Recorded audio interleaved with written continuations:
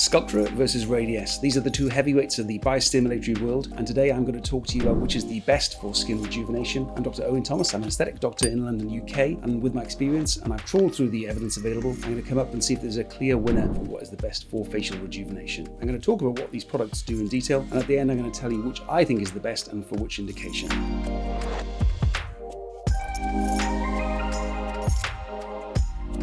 So what are biostimulatory fillers and why do they have to call it such a long name? So biostimulation just means stimulation of the body, which is different to most of the fillers you find in modern practice. Most of those fillers are made of a substance called hyaluronic acid, which is a natural substance joined together in the lab to form gel. This is a typical HA filler. And as you can see, it's a clear gel. This is used for filling volume. You lose volume in the face, the cheeks, the temples, the chin, the lips, and it's a great treatment option. But biostimulation is different. That means we inject this substance underneath the skin and it starts to cause a reaction underneath the skin. So we get collagen and other proteins to make the skin thicker and cause some volumization and make us look youthful and more fresh. So all of these collagen treatments, and pretty much every collagen treatment, stimulates a tiny cell called a fibroblast underneath the skin. These cells are crucial for producing collagen and elastin. Collagen is a mega important protein in the skin. It's like the metal in reinforced concrete, giving the skin support and structure, whereas elastin, which is a little bit less common, is a stretchy coiled protein that makes the skin elastic, and of course that's a youthful property. So what is Sculptra? So as you can see, Sculptra comes in vials. It's a powdered form of PLLA, that's polyl-lactic acid. It's the same substance you find in dissolvable stitches. So we make this into a liquid and it's injected underneath the skin. As the PLLA settles underneath the skin, it starts to cause a mild inflammatory reaction. You don't notice this so much, but the cells underneath the skin are becoming more active, and the fibroblasts start laying down their collagen and elastin, and the skin starts to get thicker, and you get gradual subtle volumization. Sculptra's been around for 30 years or more. It was initially used to treat HIV-associated lipatrophy. That's where the medications for HIV started to cause a real gaunt appearance, and it led to amazing improvements in volumization, and people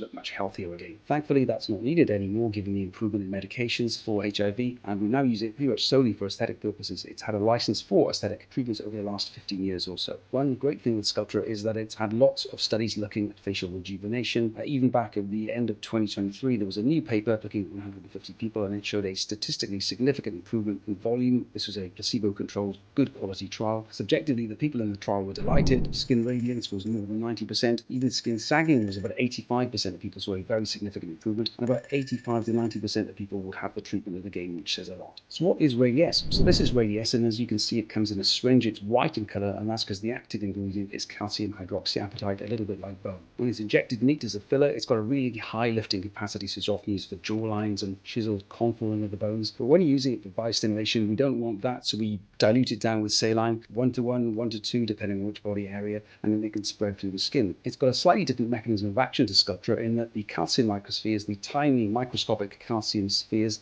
they settle down underneath the skin and they stretch collagen fibers which have become degraded. And this stretch starts to pull, and fibroblasts on these collagen fibers start to notice, and they start to produce more collagen. So there's no inflammatory reaction, and the fibroblasts start to produce collagen and elastin, and we know that it also encourages the growth of new blood vessels for healthy tissue. So the calcium microspheres gradually diminish in size and disappear by about month 12, acting as a scaffold for collagen to grow around it. The skin elasticness, the elasticity increases by about 30% over a 4-month period, and also skin volume also improves. So as you compare them, what's the difference? So one real difficulty is that there's no comparative studies looking at Sculptra versus Radiesse, so we have to try and extrapolate that from the data we have. All the studies I've looked at tend to have different data points. So one measures one thing, one measures another thing. It's really difficult to get a handle on which is best. Both of these are biocompatible and biodegradable, so they will eventually disappear. Infection risks are very low with both of them. Traditionally, Sculptra has been thought to cause small little lumps called micronodules in a relatively high number of patients, and in a small number can cause more significant lumps, up to about 5%. Traditionally, Sculptra is thought to cause little nodules relatively frequently, but recently Sculptra is being diluted with greater quantities of water, so it spreads underneath the skin more. It's less likely to clump, and therefore we're less likely to get lumps forming. Radiesse was thought to have a lower incidence of lumps, thought to be less than 1%, but I've seen a couple of lumps myself with diluted Radiesse, so I think it's probably higher, and we use more of this, as seems to be the case. As a growing trend to use diluted Radiesse, I think we'll probably see that the amount of lumps equals out between the two. If you want a little bit of volumization, then perhaps Radiesse might be better. The calcium microspheres, even when they're diluted, may give a little bit of volume, which might be helpful, for example, in the neck or the hands, whereas Sculptra is really a watery solution of powder that is not going to cause any significant volumization immediately. Having said that, Sculptra does tend to give volume even 1 month after the injection and ongoing. It's only a transient difference. Sculptra is a little bit more difficult to make up. You have to inject quite a lot of water in here. The pressure is quite high. You You have to shake it to agitate it. You have to draw it out in a certain way, not to get any foam which forms. Whereas the Radiesse is quite simple. You just put it between syringes with a bit of saline and squirt it back and forth, and it mixes up really nicely. With Sculptra, there's a bit more aftercare with the rule of fives. That's for 5 days, about 5 times a day, and for 5 minutes at a time. People should massage their face, and that's to make sure that the Sculptra spreads around as much as possible. Sculptra indications have mainly been in the face, whereas Radiesse has often been outside the face, like the neck and the hands and the arms. However, there is increasing interest in Sculptra in other areas, and it's a great treatment for cellulite. So what are the treatment protocols? So this varies widely between practitioners.